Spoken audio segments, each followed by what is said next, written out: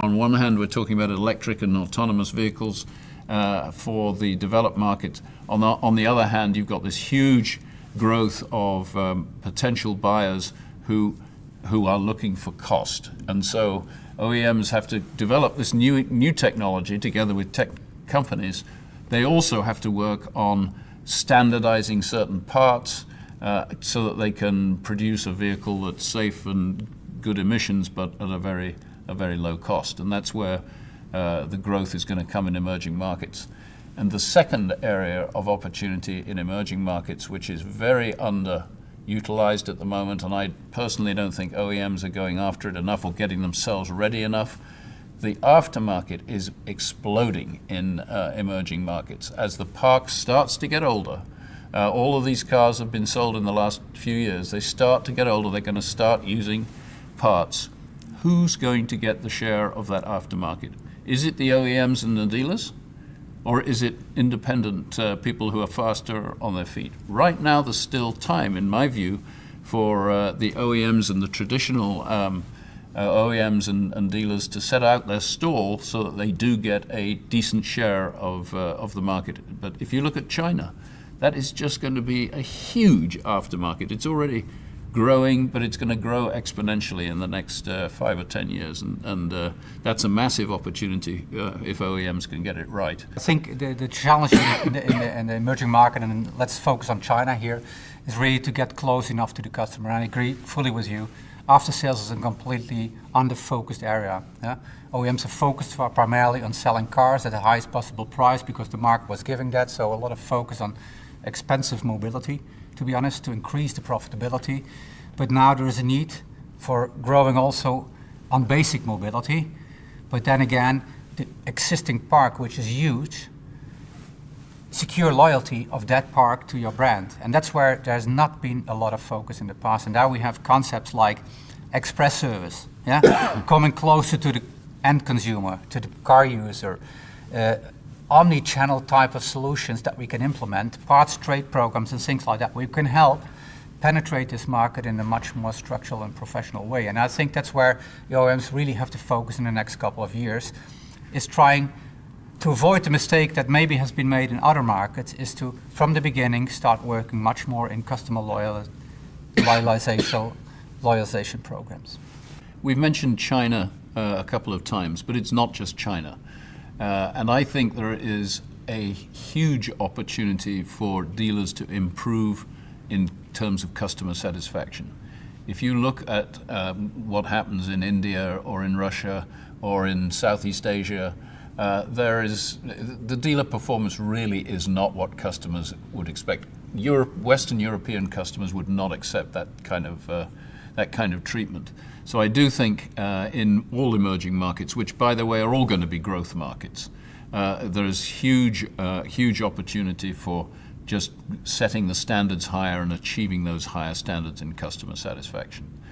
I'll let Rob add to that in a minute, I'm sure, but just while I'm talking, I'll take the developed markets as well. One opportunity or trend that we haven't talked about is there's an increasing section of the community who actually don't want to own cars anymore. They may need cars sometimes, but they would not want the cost of permanently having a car. They don't necessarily have places to park it. And whereas 20, 30 years ago, every young person's dream was to own a nice car, a lot of people don't want to do that anymore. Unemployment has been high, the costs of owning a car are very high, and so what's coming in much more is the sort of fleet availability. So you just get a car when you want a car. If you want a car for the weekend, you get it. Now there's been rental cars around for a lot, but actually you see that because that trend is increasing, a couple of the OEMs have already announced that they are going to do that themselves. They're going to get into that downstream activity. Well, we see the trend of going to mobility is, I think, the right direction. Yeah. So talking about mobility for the increasing population of the Earth is actually the essence of all the things that the auto industry and the mobility industry should be doing, is how can I create mobility amongst people, because that's the essence of a human being, is they want to move from A to B, to add value to their life. And I think that's a challenge for the auto industry.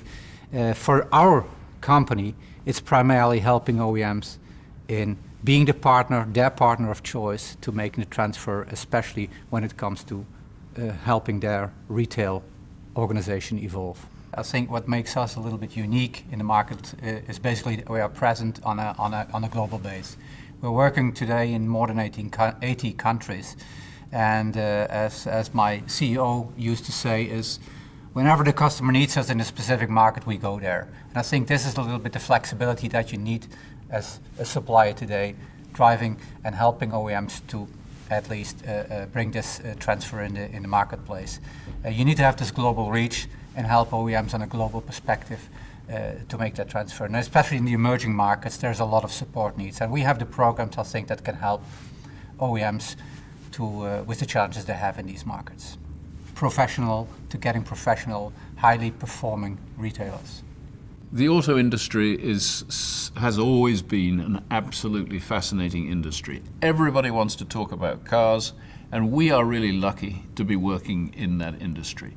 Yes, there are huge challenges, but it's never ever boring, and it's never going to become boring. And I think there's nothing wrong with having a challenge. Every time there's a problem, there's also an opportunity. As I mentioned earlier on, it's a growth industry.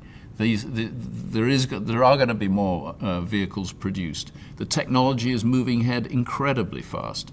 Many other manufacturing industries copy years later what the car industry has done. And it's going to remain a very exciting industry to be in. Not for the faint-hearted, but nevertheless very exciting. And personally, I'm extremely happy to be associated with MSX, because I think there is an awful lot of things that MSX can do.